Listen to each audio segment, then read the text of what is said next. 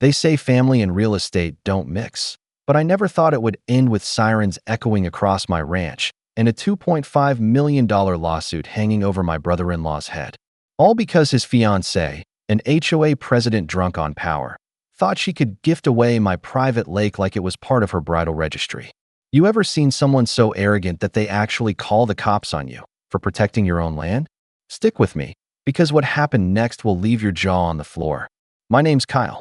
I inherited the lake from my grandfather, 10 acres of peaceful water tucked behind my ranch, never once under the control of any neighborhood association. The land's been in my family for over 60 years. No disputes, no confusion, until recently. See, my brother-in-law Eric got engaged to this woman named Miranda. And Miranda, well, she's not just your average bride-to-be. She's the self-appointed queen of the local HOA. Her kingdom?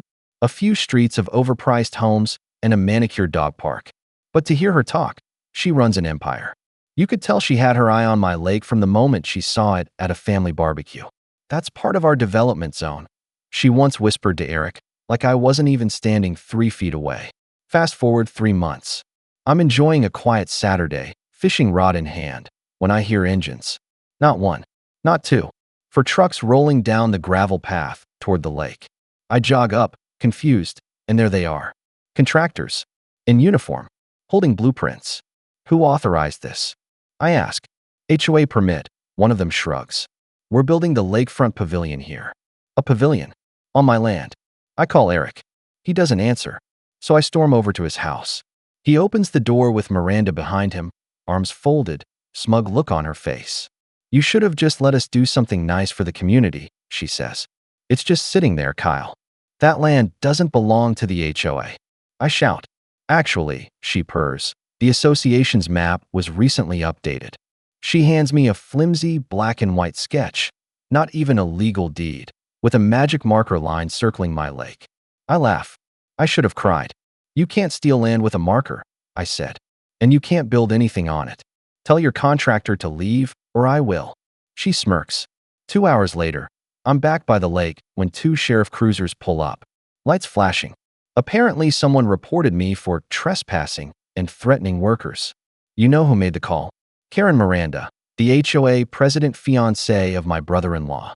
Sir, do you have proof this land belongs to you? One deputy asks. Yes, I have the deed in my safe. And I did. I pulled it out, showed the coordinates, the tax records, even the survey map from 1994. The officers apologized. But Miranda? She wasn't done. The next morning, I got an envelope slid under my door. Certified HOA notice. They were fining me $12,000 for obstruction of community projects. Let that sink in. They tried to fine me for protecting my own lake from an illegal construction project they had no right to start. At this point, I was done playing nice. I hired a land use attorney. We drafted a cease and desist. But while that paperwork crawled through the system, Miranda launched a full campaign in the neighborhood newsletter.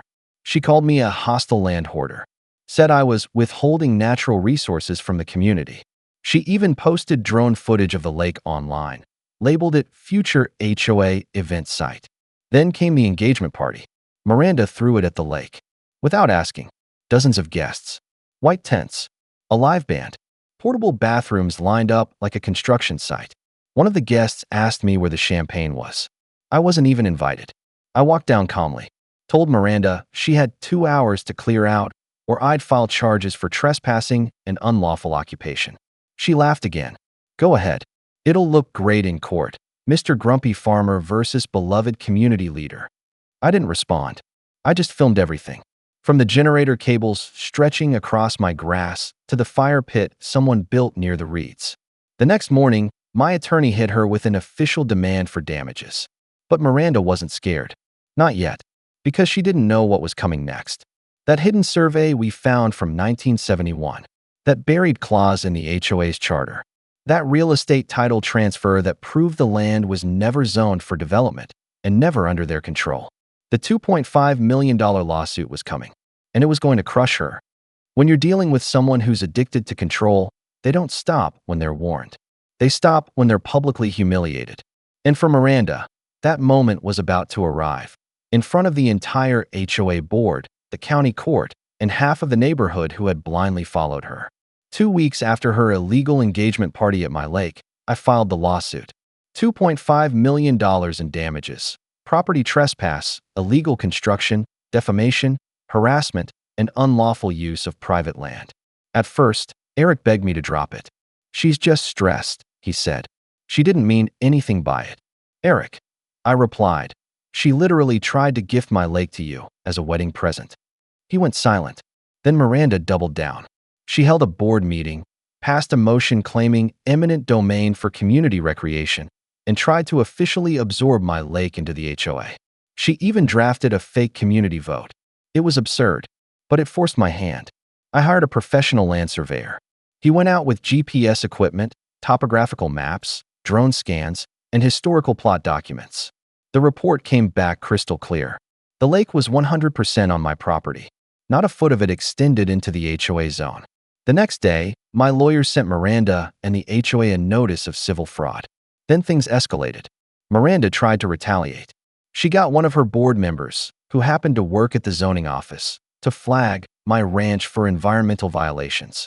I got slapped with bogus complaints, invasive species by the lake, unpermitted water storage, even unauthorized wildlife feeding. But I recorded everything. Every phone call, every inspection, every conversation. One of the inspectors, honest guy, told me off the record that Miranda had pushed hard to get my ranch red flagged before the court date. But here's the thing about people who play dirty. They leave tracks. We uncovered internal HOA emails. One line from Miranda read, "Once we claim the lake and bury Kyle in citations, we'll have full event rights before June." That email was our nuclear bomb. We subpoenaed the HOA. We added intentional fraud to the lawsuit. The day of the court hearing, Miranda showed up in a white pantsuit like she was the mayor. Her lawyer looked nervous. Eric stood in the back, arms crossed, looking like he wanted to melt into the wall. My lawyer brought out the survey maps, deed history, HOA boundaries, and that damning email.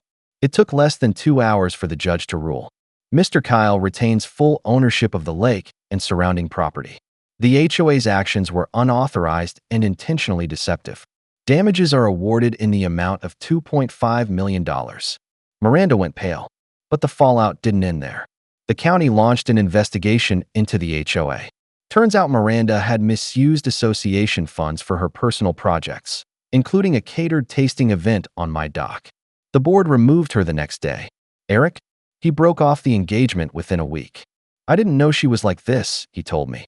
But deep down, I think he did. The lake is peaceful again now. No trucks, no construction, no tents or fireworks or bridal showers. Just me, the birds, and a body of water that's back in the hands of its rightful owner. Let Miranda's story be a lesson. You can bully your neighbors. You can bend the rules. You can even call the cops on the guy who owns the land you're standing on. But eventually, the truth shows up, with blueprints, drone footage, and a lawsuit with your name all over it. Subscribe to Family Betrayal for more shocking tales like this, because sometimes the biggest drama doesn't happen in the courtroom. It happens right next door.